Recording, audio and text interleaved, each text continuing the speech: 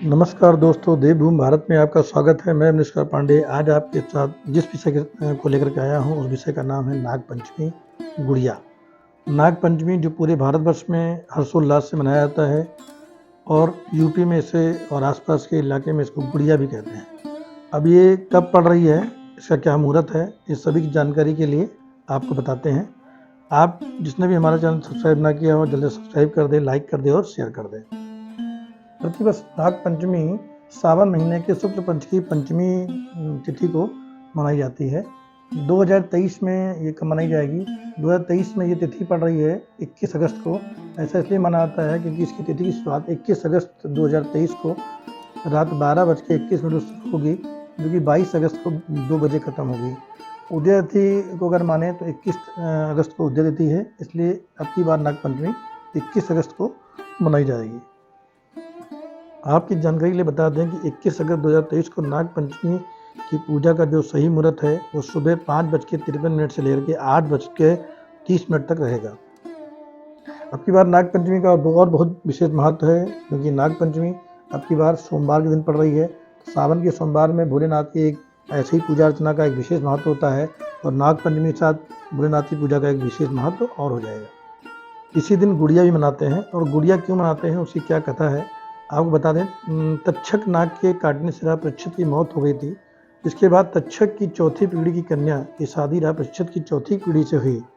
इस बात को जब वो ससुराल गई तो उसने अपनी एक सेविका को बता दिया, उस सेविका ने औरों को बता दिया और ये बात पूरे शहर में फैल गई, जिससे क्रोधित होकर राजा तक्षक ने नगर की सभी लड़कियों को चौराहों पर इकट्ठा किया और कोड़ों से पिटवा कर मरवा दिया। इसी दिन इसी गुस्सा को लेते हर साल प्रतिवर्ष इसे चौराहों पे गुड़ियों को पीटने का परंपरा है। एक दूसरी कहानी भी कही जाती है कि एक भाई बहन थे और भाई जो था एक जाता था एक नाग देवता के पास और उसको नाग देवता से दोस्ती हो गई थी और उससे दूध पिलाता था। नाग इतने प्रसन्न हो गए थे, नाग ने उनको मणि दे दी थी और उनके पैरों पे लिपट जाते थे। एक दिन उसकी बहन ने उसको देख लिया और बहन को ऐसा लगा कि नाग देवता ने उसके भाई को लपेट लिया, उसको डस लेगा। उसने उसको पीटना शुरू हो गया, जिससे वो नाग देवता रुष्ट हो गए और भाई भी रुष्ट हो गया। भाई ने कहा कि ठीक है, तुम बहन हो और तुमने ऐसा किया है, तुमने इसे अनजाने में किया है, मगर तुम्हें दंड तो मिलेगा ही। तो इसके लिए आपको कालांतर में एक दिन, जिस दिन आपको एक गुड़िया कहते हैं, उसी दिन आपके रूप में गुड़िया बना के आपको पीटा जाएगा। तभी से दूसरी परंपरा भी शुरू हुई और गुड़िया में चौराहों पर गुड़िया को पीटा जाता है। नाग पंचमी के दिन नागों को विधि विधान से श्रद्धा भाव से पूजा करने से मनवांछित फल मिलते हैं और इसी दिन किसी भी नागों के दर्शन हो जाते हैं तो वो बहुत ही शुभकारी होता है। अगर आप नागों को दूध पिलाते हैं तो अक्षय पुण्य की प्राप्ति होती है। पौराणिक ग्रंथों के माने तो ये चरक संहिता, गरुड़ पुराण और शिव पुराण में नाग पंचमी के महत्व का पूरा विस्तार से बताया भी गया है। इसके कुछ कथाएं जो हैं, जैसे नंबर 1 है समुद्र मंथन में बासुकी नाग देवता का योगदान रहा था।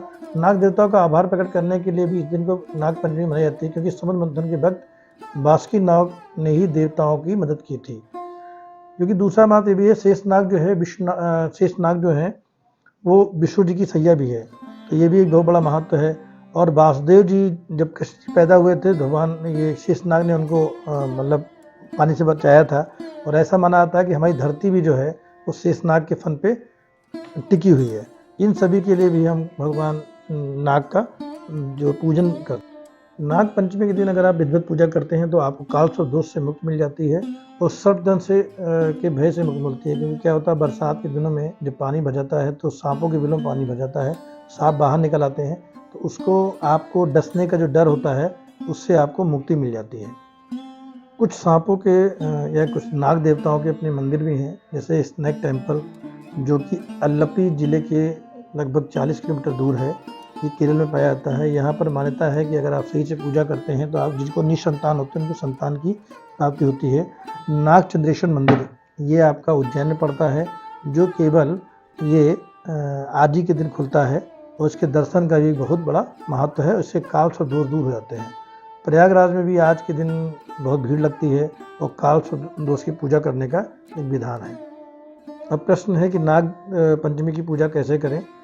नाग पंचमी के दिन जैसे हम हमेशा करते हैं, सुबह जल्दी उठकर स्नान करें, घर में के प्रमुख दरवाजे पर सांप की 8 आकृतियां बनाएं, चावल, फूल, रोली, हल्दी आदि चढ़ाकर नाग देवता की पूजा करें।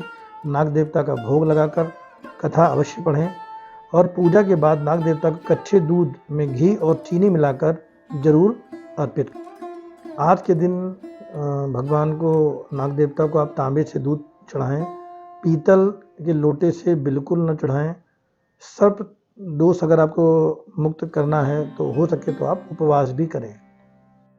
ऐसा माना जाता है कि नाग पंचमी के दिन क्या नहीं करना चाहिए। नाग पंचमी के दिन आपको पेड़ नहीं काटना चाहिए, सुई धागे का प्रयोग नहीं करना चाहिए, खेती के काम नहीं करना चाहिए और धार और नुकीली चीज़ों का भी उपयोग नहीं करना चाहिए। अगर आपको मेरी जानकारी अच्छी लगी हो तो आप मेरे चैनल को सब्सक्राइब करें, शेयर करें, लाइक करें और इस त्यौहार को हर्षोल्लास के साथ परिवार के साथ मनाएं। धन्यवाद। राधे राधे, नमस्कार।